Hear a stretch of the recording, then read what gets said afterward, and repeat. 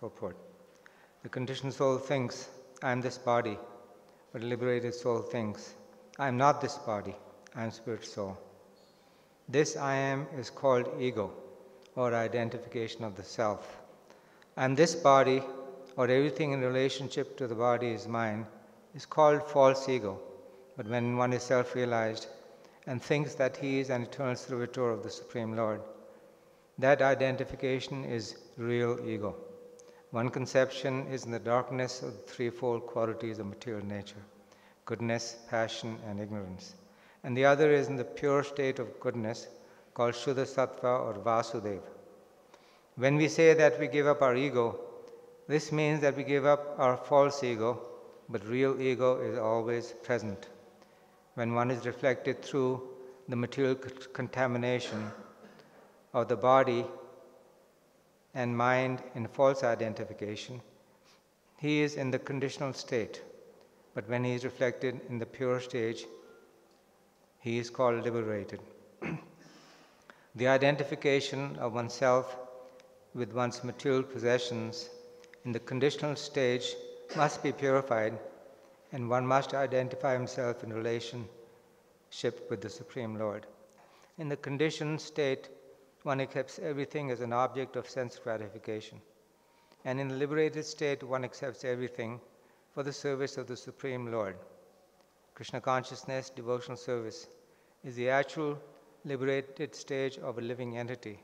Otherwise, both accepting and rejecting on the material platform, or in voidness or impersonalism, are imperfect conditions for the pure soul.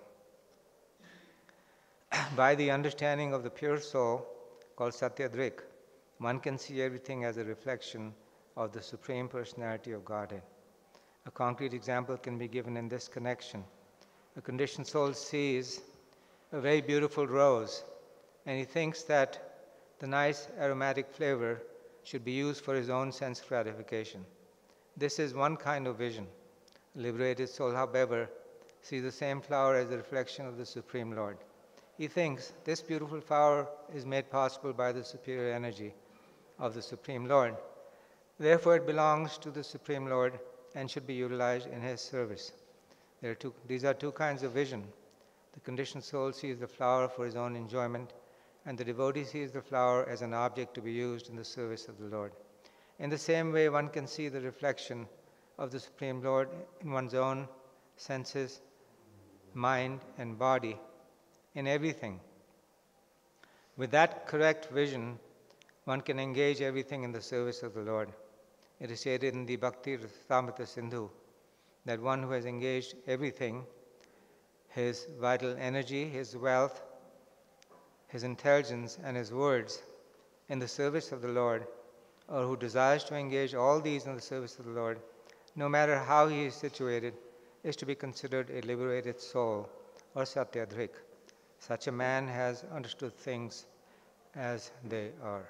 Excuse me.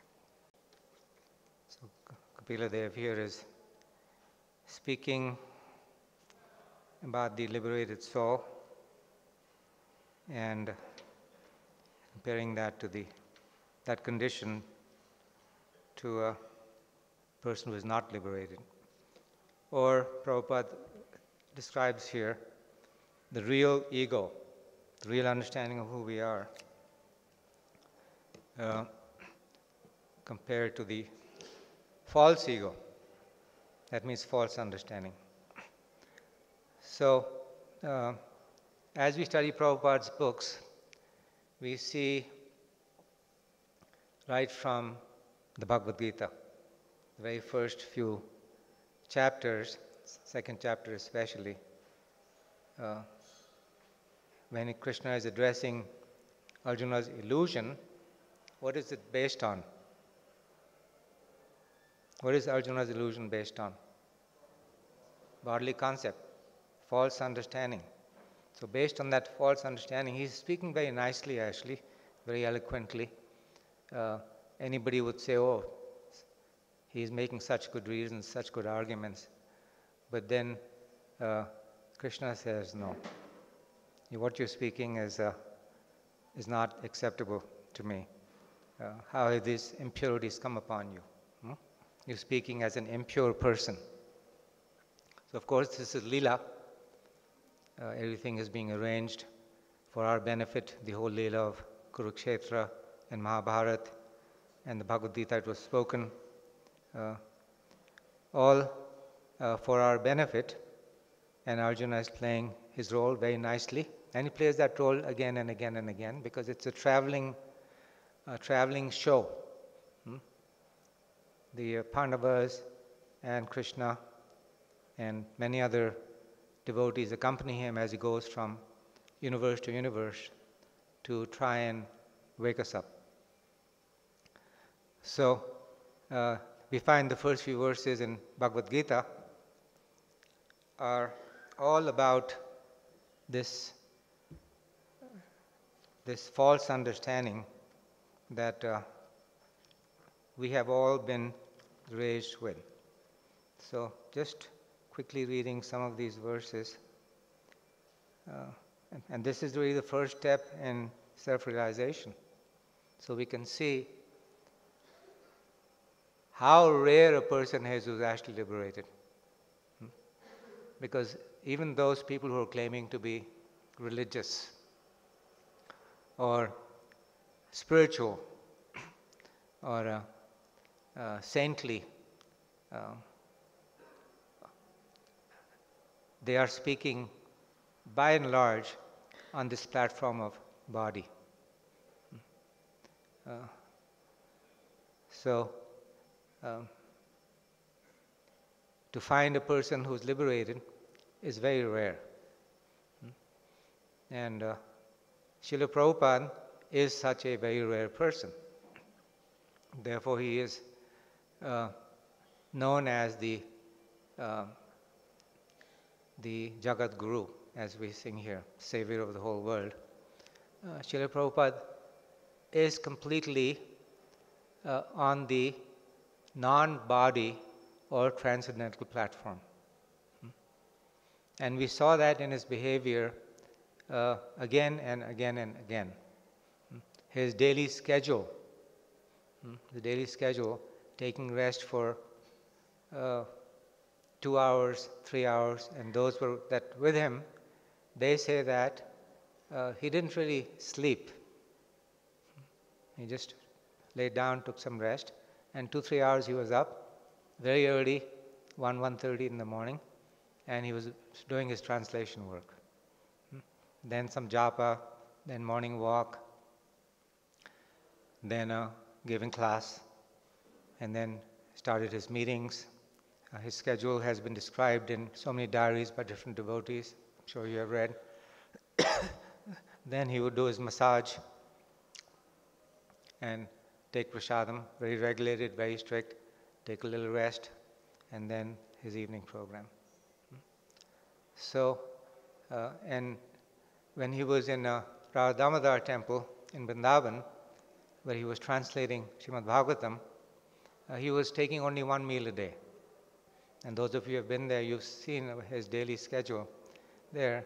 Very austere, 1 meal a day, hardly any sleep, and translating in what we would consider very difficult circumstances. Not some nice arrangement like we have here, or we have in the ashrams. Very difficult arrangement, and he was translating there. Then in his later years, we know that he actually, many nights he wouldn't even take any rest. 10:30 he would start his translation work, and all through the night he would work. So, and when he spoke, and when we are with Srila Prabhupada, then we know by that association that we are not just with a sadhu or a scholar or a saintly person, but we are actually with a liberated soul. Prabhupada is not from this world. And that has been explained in previous verses in this chapter that we're reading. Prabhupada is not from this world. He never touches the material world. He never belongs to the material world. He's always a liberated soul. Now, we may think otherwise. Why? because we don't know what that means. We don't know what it means to be a liberated soul. So, Atmavan Manate Jagat. As we think about ourselves, so we think about other persons. So we're thinking on the bodily platform, even as devotees trying to become purified, we're thinking on the bodily platform. How many of you think, raise your hands, be honest, that you're a brahmachari? How many of you think you're a brahmachari? Raise your hand. Nobody thinks you're a brahmachari. How many of you think that you're in your early 20s or 30s, as far as your age? Okay. How many of you think that your mother is so-and-so and your father is so-and-so? At least a few, huh? At least a few. But actually, all of us think like that. How many of you think when you see another Prabhu or devotee, you're immediately seeing that bodily presentation, that bodily designation the devotee is carrying? So-and-so Prabhu, so-and-so Mataji, you're thinking in terms of the body. And how many of you see other devotees just on the bodily platform? Can you break through the bodily platform? And as Krishna says in the Bhagavad Gita, that one who is able to see the super soul within the body, that person does not degrade himself in consciousness. So that means if you're not seeing the spirit soul, and you're seeing instead the body of some other person, then you're degrading your consciousness.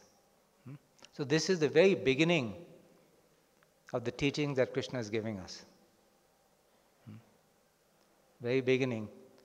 So how do we overcome this very difficult problem? It's a very difficult problem to give up this bodily identification. Therefore, so many verses talk about this in the Bhagavatam, in Bhagavad Gita. Do we just go on with our normal process of devotional service, rising early, which is very nice, and Mangalarti and Tulsi Puja, and then the other pujas, then Guru Puja, and very nice chanting, like today was very sweet chanting today. I was supposed to come down and prepare for class, but I couldn't leave. So I just stayed there. So all these things are there, and then we have our duties and responsibilities throughout the day, and we do them in the best way possible. Is this enough? Is this enough? Will this lead to the Shuddha Sattva platform? What do you think? Eventually. So how many years or how many lifetimes you're willing to commit? Huh? Do you want to finish the business as quickly as possible? Yes. We'd like to finish the business as quickly as possible. Why? Because it's not such a nice place. This material world is not such a nice place, and this bodily consciousness will keep us here. Now, another problem is that almost everybody else will relate to you on the bodily platform. We just talked about that a few minutes ago. Almost everybody else. Nobody will speak to you as,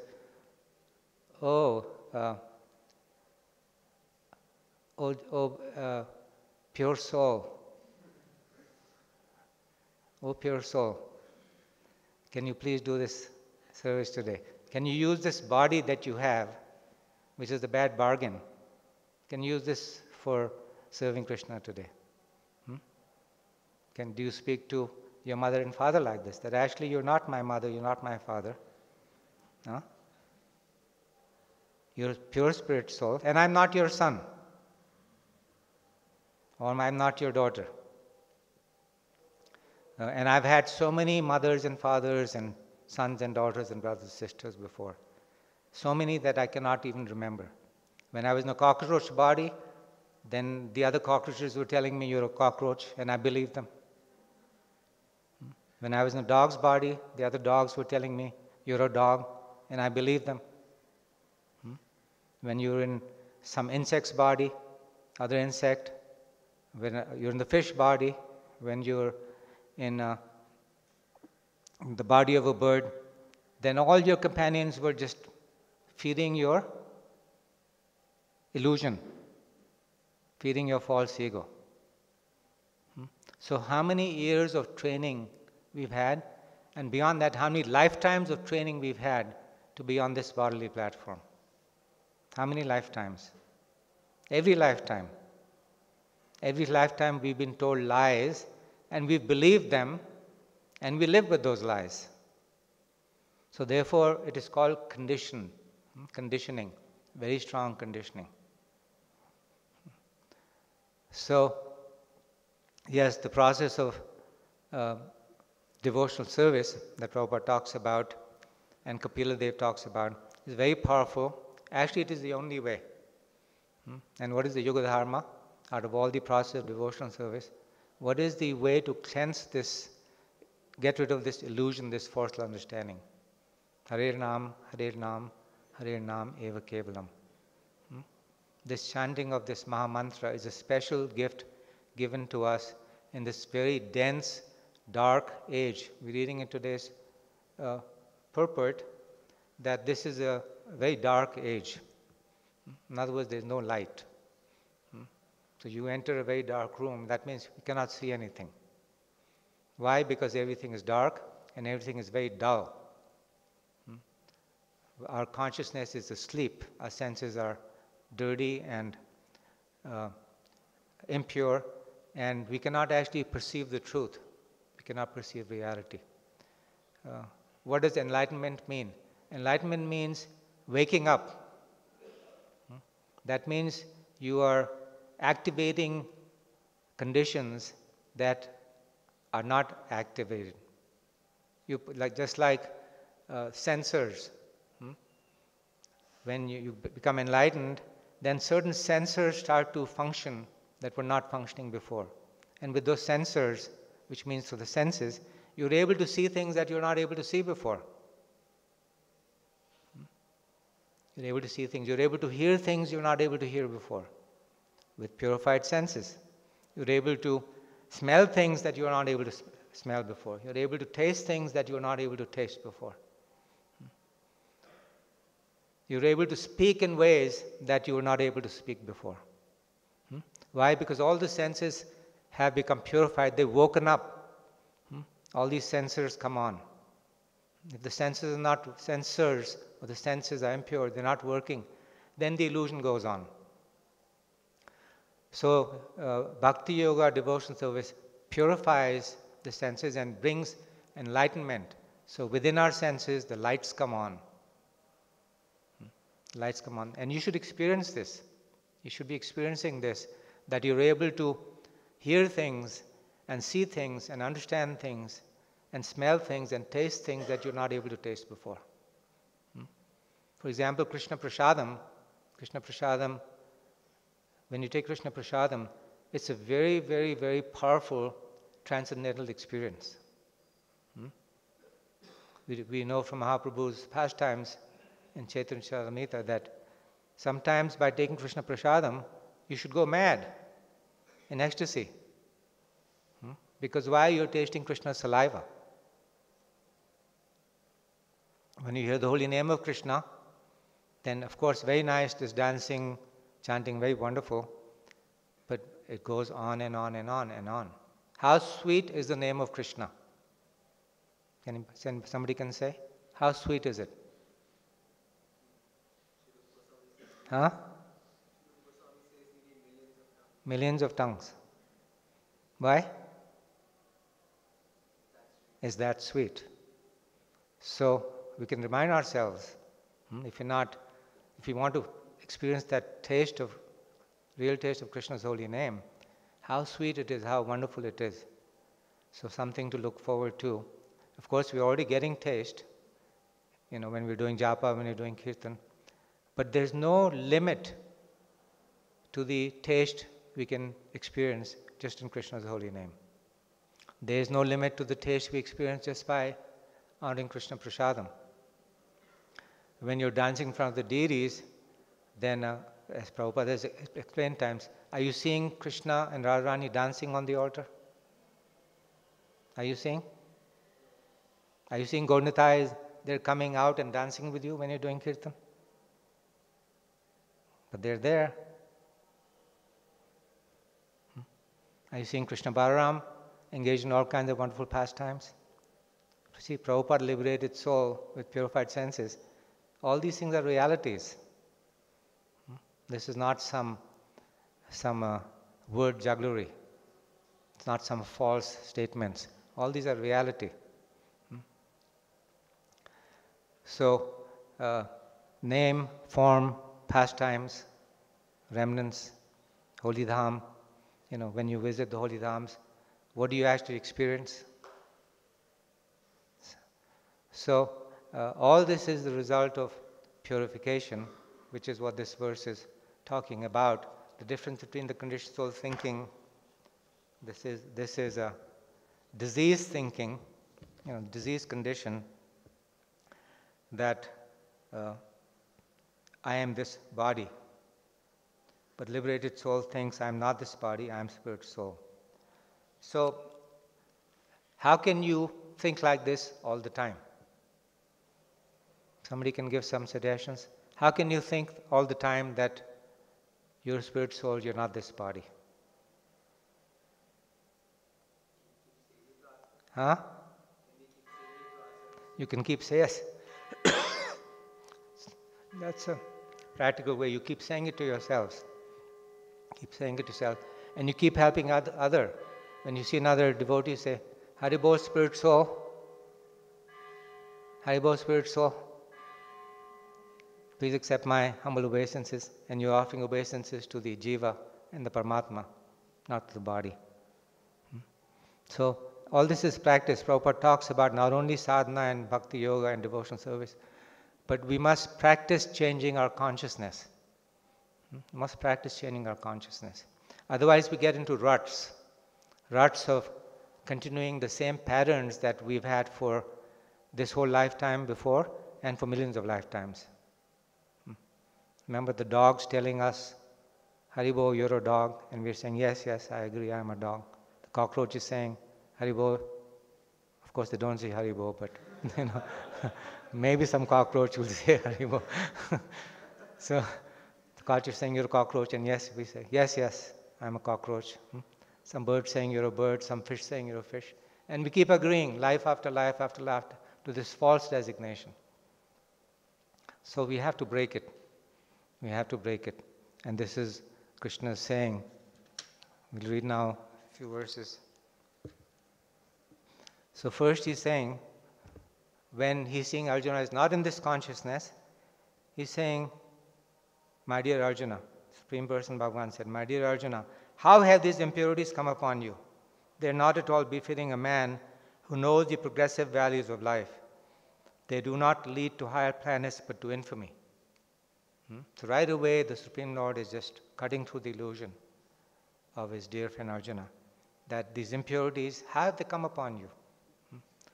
So maybe next time you see your mother and father, you tell them, how these impurities have come upon you? Huh? How these impurities have come upon you? And if they say, you're my son, then you say, how these impurities have come upon you? You're calling me your son. So, O son of Pritha, do not yield to this degrading impotence. It does not become you. Give up such petty weakness of heart and arise, O chastise of the enemy. There's many points Krishna is speaking about here. But the first few verses in the second chapter, Arjuna is still arguing back in the bodily platform. O killer of Madhu, how can I counteract with arrows in battle men like Bhishma and Drona, sing in the bodily platform, who are worthy of my worship? Better to live in this world by begging than to live at the cost of the lives of great souls, O my teachers. Even though they are avaricious, they are nonetheless superiors. If they are killed, our spoils would be tainted with blood. All bodily platform is going on, one argument after the other. Then he's confused. I don't know what to do, conquer them or become conquered by them. Either way, it is problematic. So, this is not a very good situation for me. Now he's saying, okay, I'm confused about my duty. So this bodily platform leads to confusion. many, many times. If we, even in interaction with other devotees, if we interact on the bodily platform, then this confusion will come. This confusion will come. If you see somebody as your authority, and of course they are in terms of service relationship, but if you see on the bodily platform and you don't give it up, we don't give it up, then there'll be confusion. Madhu Pandit Prabhu was saying the other day about, difficulties and sometimes in relationships amongst devotees. Most of them come from the bodily platform. Because one does not see oneself as one tiny jiva stuck in this bag of bones. At the time of death, I've been thinking about this, at the time of death, of course you're thinking that's such a long ways away, but it comes very quickly. Only yesterday, or a few weeks ago, or a few months ago, I was thinking that I have such a long ways to go, so many years to live. But it's an illusion. Time goes very quickly. So, at the time of death, just like we have a birth date, each one of us have a death date of this body. You all know your birth date. Do you know your death dates? Anybody? Would you like to know? You wouldn't like to know because nobody wants to think of that, huh? We know about Maharaj Yudhishthira. The most amazing thing is everybody's dying, but I think I'm not going to die. So what happens at death? It's like, you can think of this image. You're going through, you're about to board your flight for your next body. Ticket is already there. Your karma has been calculated, your desires have been calculated, your mental condition, and the death date has come, and now the flight has to be taken for the next body. So we don't know, higher authorities decide that, whether we go into animal species or fish species or bird species or insects and reptiles or plants. There's so many choices, 84 lakh, 8,400,000. So we don't know which flight we're going to get. But the ticket has been issued and the ticket is sealed. So now you're going through the security with a sealed ticket. You don't know where you're going because it's all been calculated by other authorities. And the security check, you go through and then they say, just like they check your bags, they say, oh, okay, you got your ticket, you got your karma account already figured, you got your desires already calculated, your mental condition, everything's been figured, okay, good. But this body you cannot take. You have to leave this body behind at security check. And if you're saying, no, this is me, this is my body, it has to go with me. No, they say, no, this body you have to now leave behind. This is the reality of what happens. This body will have to be left behind. And then you say, but my mother, my father, my wife, my children, my this, my that, my possessions. People at this security check, they don't care. Leave your body right here and get on this flight and your next body will be given to you. And then the whole thing starts again. It's a very serious matter. Very serious matter to prepare for death. And every human being, this human form is such a rare form. Every human being should be making this their first business. Their first business. And if they're really intelligent, then their only business. Because the human form of life is the only chance you get to achieve this liberated condition. In other species of life, higher or lower, that opportunity is not there. And in this age, in this yuga, Chaitanya Mahaprabhu has come. So not only Krishna and Arjuna have come, but Chaitanya Mahaprabhu has also come, only just a short time ago, and not far from where all of you are. How often Lord Krishna comes in Mahaprabhu? How often they come? Oh, once in the day of Brahma, which is how long? 1,000, so 4.32 billion years. times 2 because the night is also there. So it's 8.64 billion years. So the next chance to get connection with Lord Krishna and Chaitanya Mahaprabhu and the Sankirtan movement and a person like Srila Prabhupada is 8.6 billion years away if we miss this time. How many of us are willing to wait for 8.6 billion years to perhaps get another chance when we already have the chance now? Anybody's willing to wait? How many of you feel like you should take full advantage of this opportunity now? So this requires a real commitment. And the test will come. Prabhupada says, you will be tested. You'll be tested again and again because the test is the way to see how serious we are, and the test is the way to purify us. Madhavan Prabhu was speaking like this about the other day also, that the test is there to purify us. So the test may come in all kinds of different situations.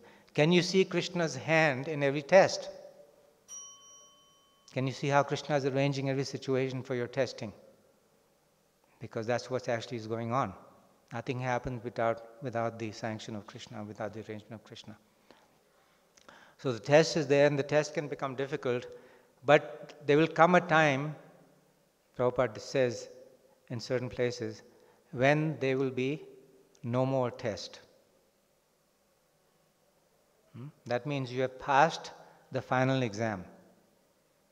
And then, because Atreya Rishi Prabhu is asking this question to Prabhupada, that so if this testing keeps coming, does the testing stop or does it keep going? And Prabhupada said, no, when the final test you have passed, no more test.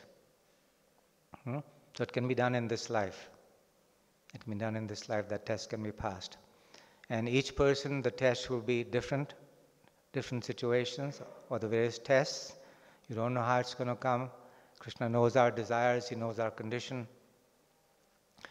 He knows exactly what we need to go through to become purified.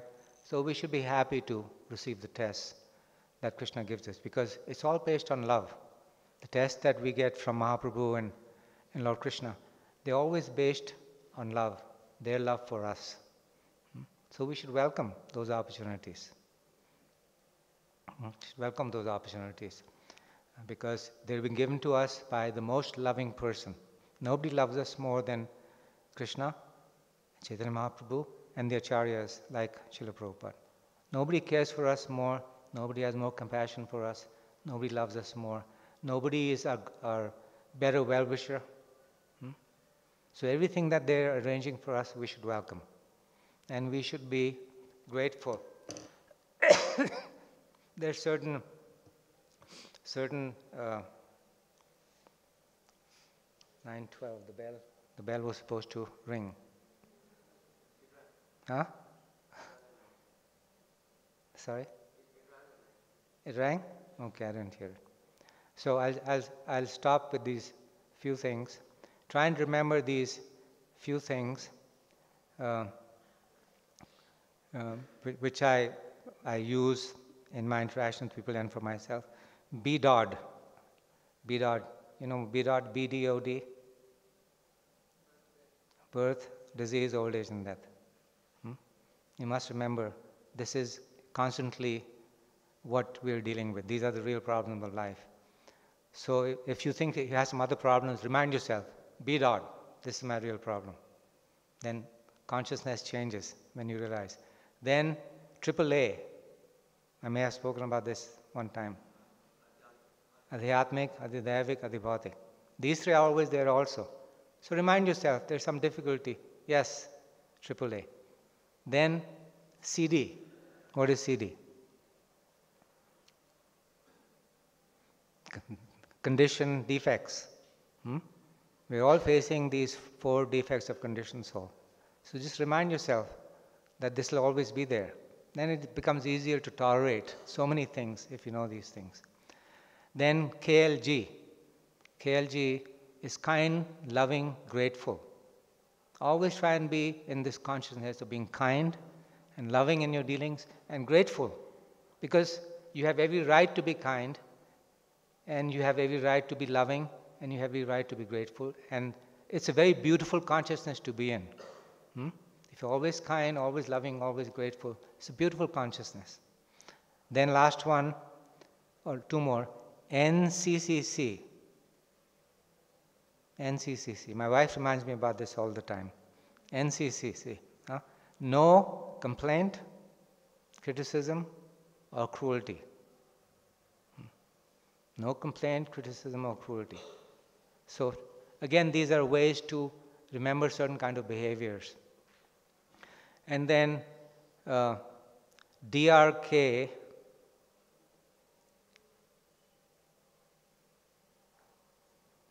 depend, remember, depend on, remember Krishna. SIO, see him inside out all the time. DRKSIO. Always depend on Krishna, remember him, and see him inside out in every situation. See Krishna's hand in every situation. So these are just simple things that help me, and I wanted to share them with you. So I'll stop.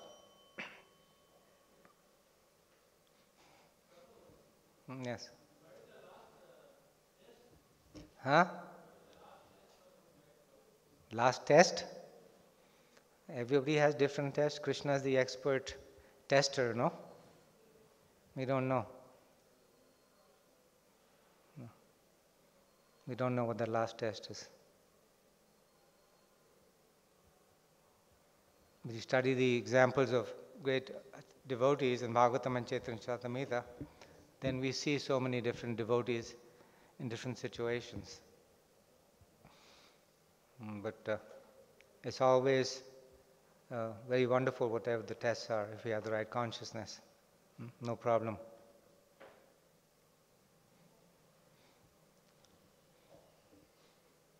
Okay, so we'll stop. Thank you very much. Srila Prabhupada ki jai. Srimad Bhagavatam ki jai.